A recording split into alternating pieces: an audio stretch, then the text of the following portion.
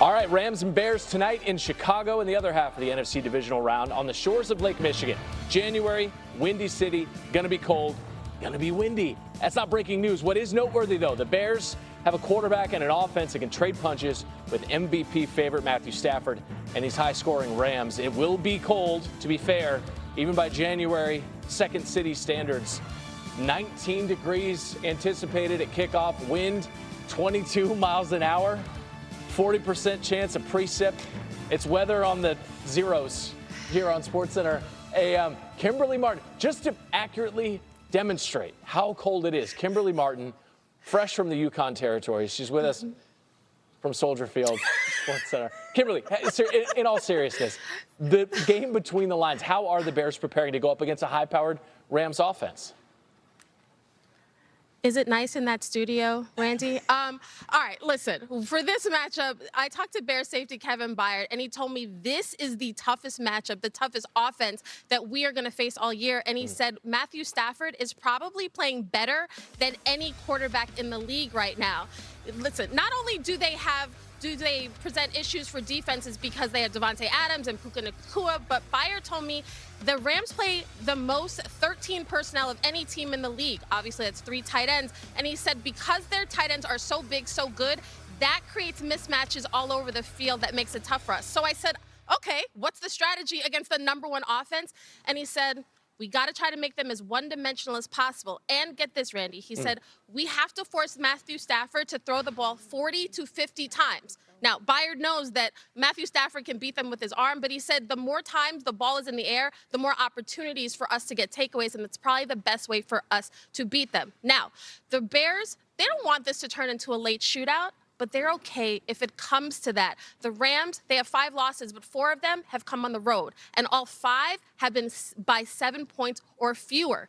Byard said, listen, that Rams team, they are not going to lay down. They are going to put up points. But when it comes to a 4-quarter game, I like us. I like us. Bears are looking for their first NFC Championship game appearance since the 2010 season. It's been 15 years already. Kimberly Martin, warm up ahead of game time. Thank you so much.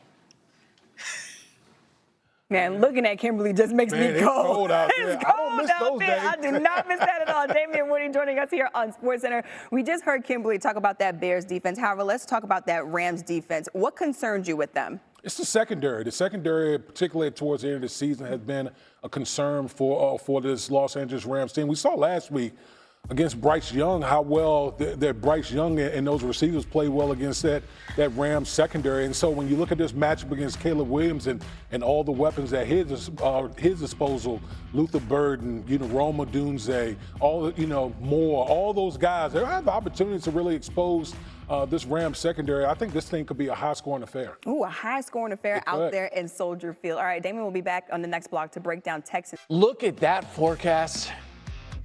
19 degrees expected at kickoff. Courtney Cronin is dressed and prepared for the Arctic. She's with us this morning from Soldier Field, where the real field tonight, -5 degrees.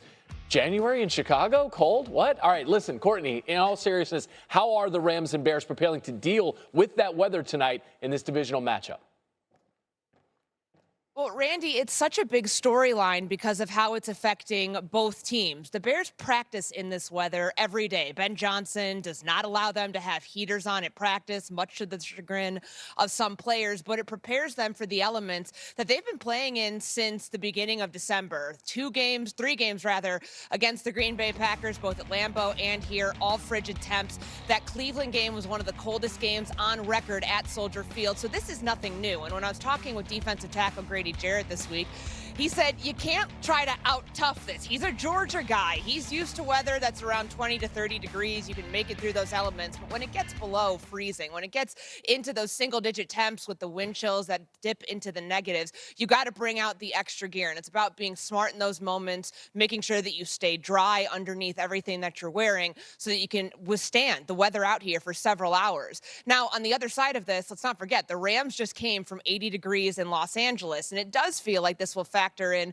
for them in a different way than the Bears because it's the coldest game they will have played in this season. Now, Matthew Stafford obviously has played in the league for a long time. He brought a trick with him to LA that he told Sean McVay about, and that's wearing a scuba suit, a wetsuit rather, underneath his clothing. McVay said he might borrow that idea tonight. He also said he might go shirtless, a little tongue-in-cheek there, poking fun at the weather. But ultimately, this is a win or go home game, and that's what players have been focusing on more than the weather. C.J. Gardner-Johnson, the veteran cornerback for the Chicago Bears, said, whoop-de-doo, it's weather. It's more about what happens in this game that ultimately determines how you play, not in the elements. Sean McVay going shirtless could be a little poke at Ben Johnson, who's a fan of going tarps off after a Bears win. We'll see if he has his shirt on after this one tonight. Courtney Cronin from Chicago, thank you. Broncos are headed to the AFC Championship game. Nixless, they will face the winner between the Texans and Patriots. That game will take place later today at 3 Eastern on ESPN and ABC. Coach Herman Edwards back with us here on SportsCenter. We know that the Texans defense has been stout. However, what are you looking for from C.J. Stroud in this matchup today? Well, I think he has to understand is the way they play football, it's all predicated by how they play defense. He doesn't have to be in a hurry. Don't try to play hero ball. You're playing against the New England Patriots that have the third-ranked defense. They have an outstanding defense as well. So what you cannot do is all of a sudden think you got to play hero ball. No, just play the game. You might go 2 or 3 possessions where you don't score, where you have to punt the ball. Your defense will keep you in the game. Yeah. That's what this team relies on is their defense, and they have an outstanding defense. I'm talking about the Texans. They are really, really good. Yeah, and on the other side, you have Drake May, only his second career playoff game. What are you looking for from Drake May and this Patriots team? Same thing. Drake May all of a sudden faces #1 defense in the National Football League. They only give up 17 points a game. He understands that because he competes against his defense every day in practice. So when you play a game like this, you know, he's getting experience in the playoffs, had a fine game. This is a really good football team. You think about what they've done this year. Don't play out of your comfort zone. Just be who you are. Yeah. You know, sometimes we make games bigger than what they are. Just play football. Yeah. That's all you got to do. It sounds nice, Coach. Just play football, but there's a lot weighing on this Patriots team. They haven't won a playoff game at home since 2019. Young quarterback. Last time they won, Tom Brady was under center. Oh, don't tell me about him. I know all about that guy. You know all about We created Tom Brady when I was with the Jets. When we knocked out Bledsoe, in comes this guy named Tom Brady. No one knew who he was. Yeah. And all of a sudden, everybody knows Tom Brady. Oh, look, I'm giving Coach bad nightmares now. Thanks so much, Coach, for the insight. You're welcome.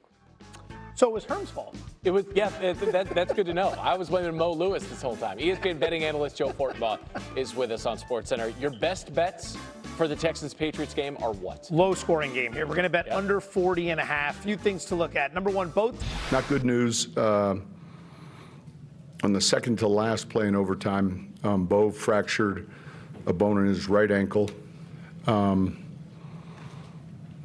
He's scheduled to have surgery Tuesday of this week, which will put him out for the rest of the season. Steady's ready to go. I feel like I've got a 2 that's capable of starting for a handful of number of teams, and I know he feels the same way. So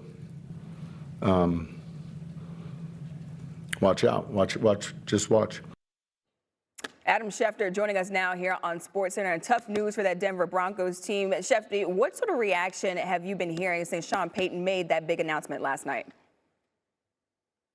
First of all, I think this is probably an unprecedented situation. I don't think we've seen in modern football history a team play a divisional playoff round game, win that game to get to the conference championship game at home as the #1 seed and have its starting quarterback go down with essentially a broken ankle that requires season-ending surgery. When Jarrett Stidham steps into the starting lineup next week in the AFC Conference Championship game in Denver, it will be the very first pass he throws all year long. This is a very strange circumstance. So strange, in fact, that last night, Sean Payton held an initial press conference after the game, then gathered everybody together later on for a second press conference to deliver the news that Bo Nix had broken a bone in his ankle and would be out for the year. And the reactions it generated across the league were one of disbelief. There are only a handful of stories where all of a sudden your phone is blowing up with people saying, is this real? Is this you? Did you put this out there? Yeah, Sean Payton said after the game that Bo Nix broke his ankle, and people couldn't believe it because he finished the game, and people did not realize he was hurt, or certainly hurt as much as he was. It was reminiscent in this way, Adam, and I know you'll appreciate this as a hooper yourself, but it was reminiscent of the Luka night, of the Luka Doncic trade, because when you tweeted what you tweeted, I got texts from people who were like, is this Schefter's actual account? You know, like people were going through the tweet, Adam, to make sure that it was legit. It was that shocking of a news story, and now the Broncos have to move on with Jarrett Stidham, who they know better than us, but how do the Broncos view him internally as their quarterback? Well, first of all, it's interesting because today New England hosts Houston, and the winner of that game will play in Denver for a berth in the Super Bowl. New England was the team that drafted Jarrett Stidham. Bill Belichick was the coach who drafted Jarrett Stidham as a potential replacement for Tom Brady. And Josh McDaniels, the Patriots head coach or offensive coordinator there, liked him so much they took him to Las Vegas as the head coach. And when the Raiders benched Derek Carr, they benched him in part because they wanted to get a long look at Jarrett Stidham, a fourth-round pick in the 2019 NFL draft. And you heard Sean Payton talk about him yesterday. They believe in Jarrett Stidham. When he made his first start for the Raiders after Derek Carr was benched, he threw for 365 yards against a 49ers team that went on to play in the Super Bowl that year. So this is a capable quarterback. It's just unusual to ask a quarterback to throw his first pass of the season in the conference championship game to try to advance to the Super Bowl. But make no mistake about it, Jarrett Stidham is good enough to start in this league. But as one Broncos official said to me last night, we need him to be our version of Nick Foles. And Nick Foles, Super Bowl champion. Adam Schefter with the